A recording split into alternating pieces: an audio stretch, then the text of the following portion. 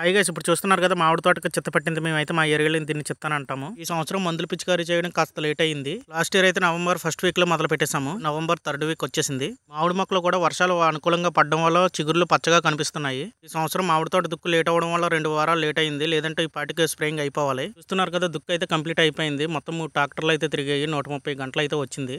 మా ఏరియాలోని రోటావేటర్కి గంటకు 1000 రూపాయలు అయితే ఛార్జ్ చేస్తున్నారు. ఎక్కువ దాని మీద 100 రూపాయలు తగ్గిస్తామని అన్నారు. చూస్తున్నారు కదా, భూమి కూడా బాగా కట్ అయింది, మెత్తగా కట్ అయింది. పైన గడ్డి అంతా లెగిసిపోయింది. చిన్న చిన్న చిప్స్ లాగా భూమి తయారయ్యింది. చూస్తున్నారు కదా, చాలా బాగుంది. మాకైతే నచ్చింది.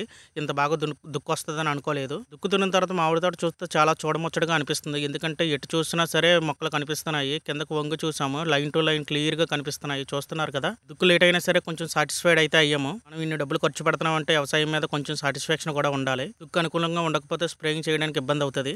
మళ్ళీ మీకు నెక్స్ట్ వీడియో స్ప్రేయింగ్ చేసేటప్పుడు చూపిస్తాను. ఆ వీడియో మీకు నచ్చినట్లయితే please like and share, subscribe చేసి నా ఛానల్ సపోర్ట్ చేయండి. Thank you friends, bye.